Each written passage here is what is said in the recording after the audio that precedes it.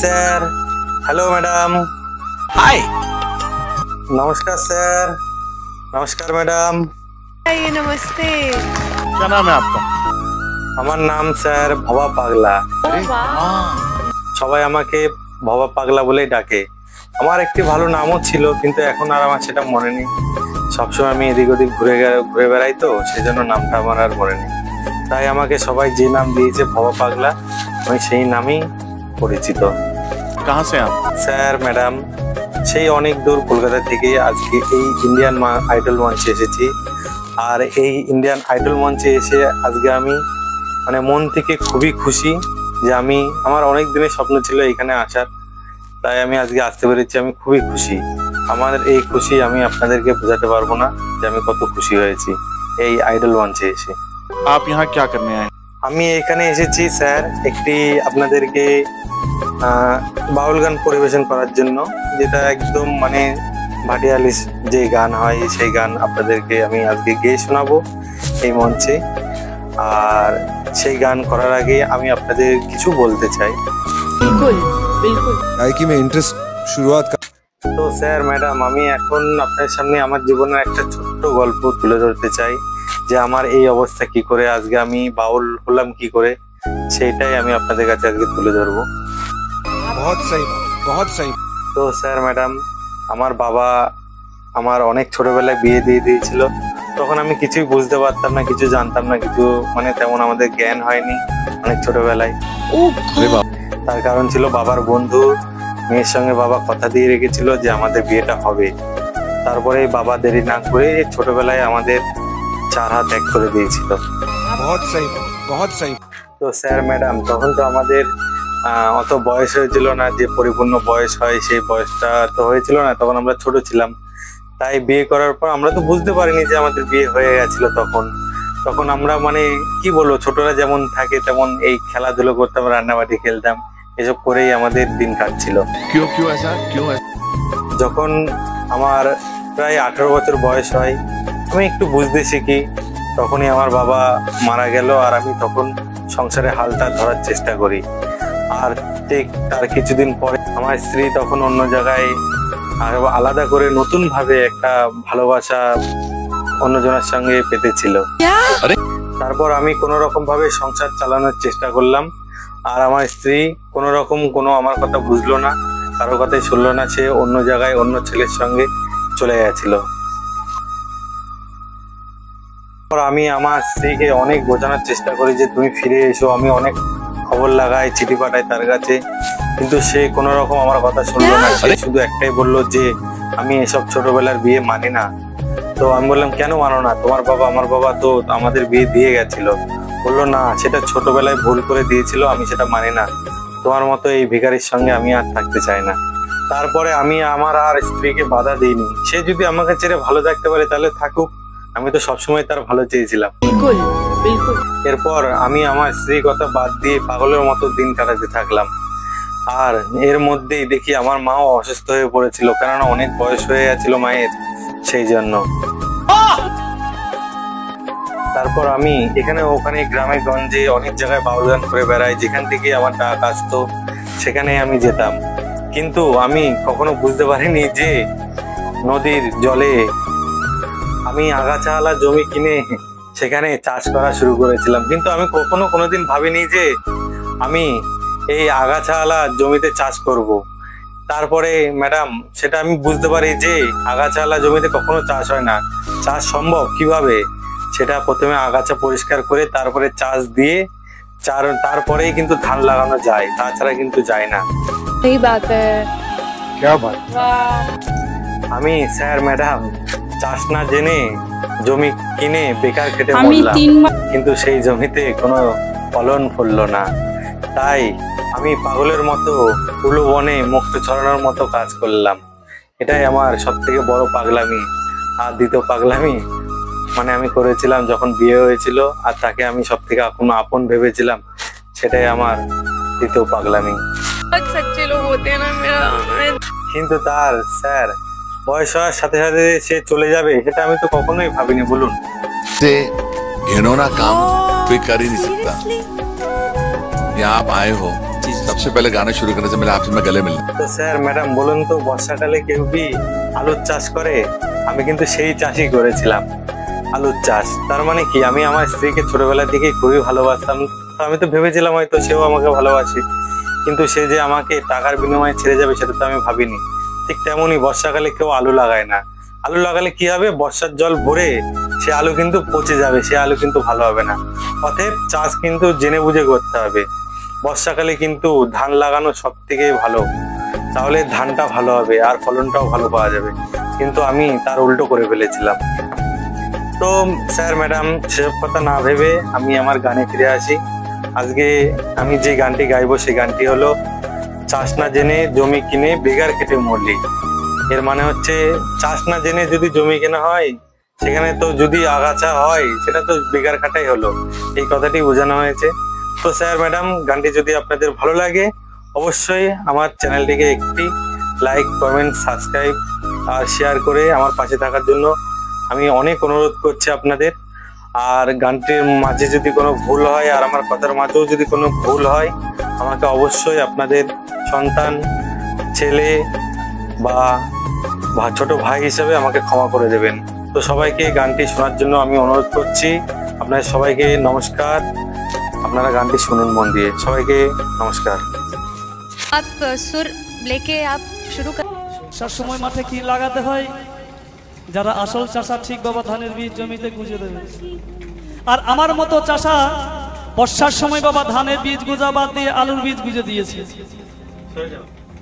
বলুন, জলে ভরে গেছে জমি, আলু গোটা থাকবে বাবা, আলু পচে যাবে। ওরে পাগলা, চষে চষে এই মানবে দেহর ফালটাকে কেন ক্ষয় করিলি রে মনামা। ওরে অজ্ঞান উলোবনে কেন, এই অজ্ঞান উলোবনে কেন, ওরে তুই মুক্তা ছড়ালি রে মনামা। বেগার খেটে মলি পাগলা, বেগার খেটে মলি। তাই কোন জমিতে যদি বাবা ঘাসে ভর্তি থাকে সে জমিতে কোনো ফসল হবে না। আগে আগাছাকে নির্মূল করতে হবে, তারপরে ওখানে মুক্তা ছড়াবেন, মুক্তা ফুল। ওরে চাষ না জেনে জমি কিনে, ও তুমি বেগার খেটে মলি।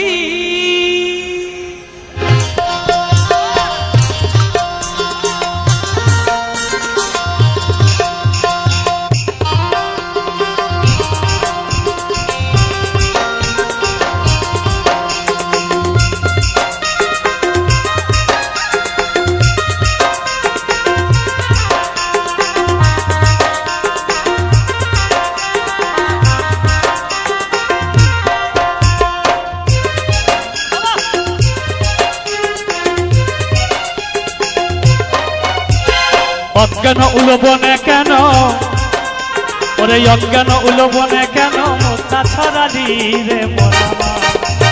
বেগার খেটে মলি পাগল, বেগার খেটে মলি। চাষ না জেনে জমি কিনে বেগার খেটে মলি, চাষ না জেনে জমি কিনে বেগার খেটে মলি।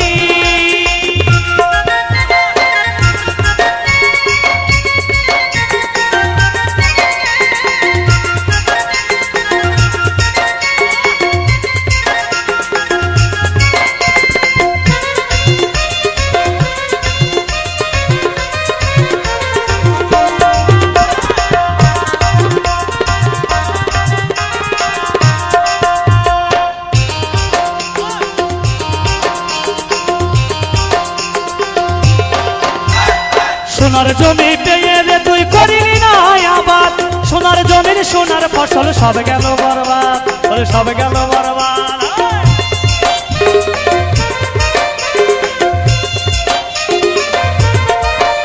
ওরে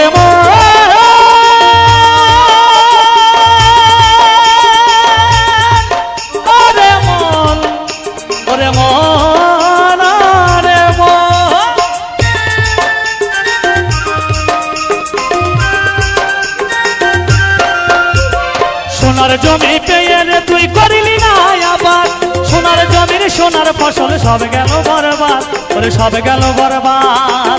আষাঢ় শ্রাবণ বর্ষাকালে খালে বিল গেল ভরে, আষাঢ় শ্রাবণ বর্ষাকালে,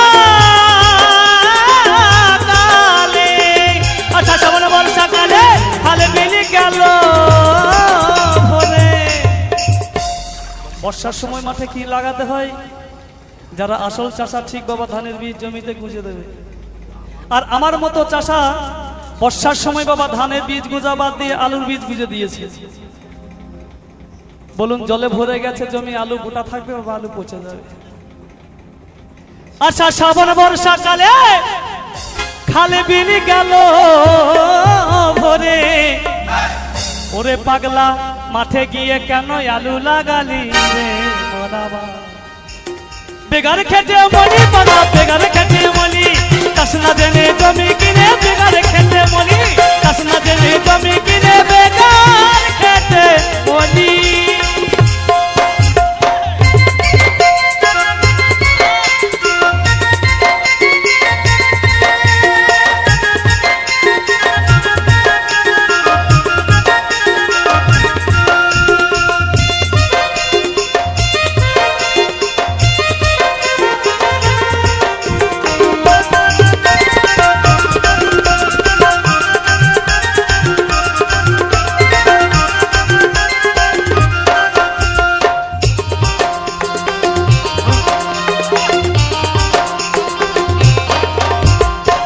বাড়িতে বেগুন দিলি,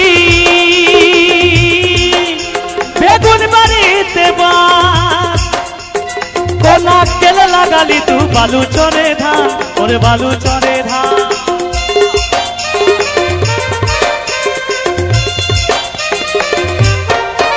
ওরে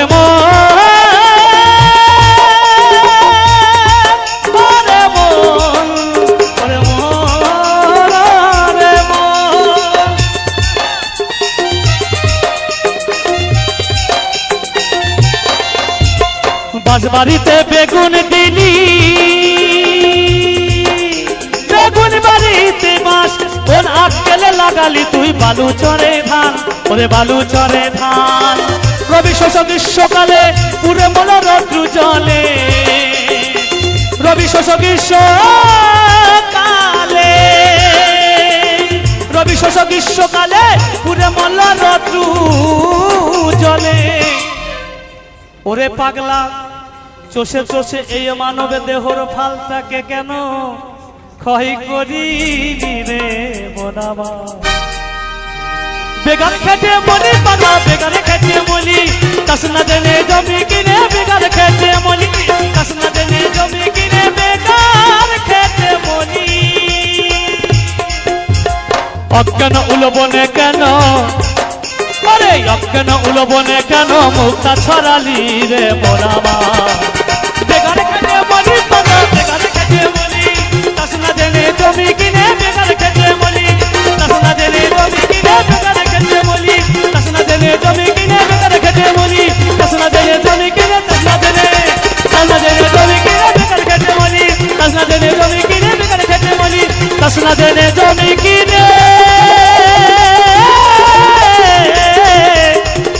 বেগার খেতে মলি।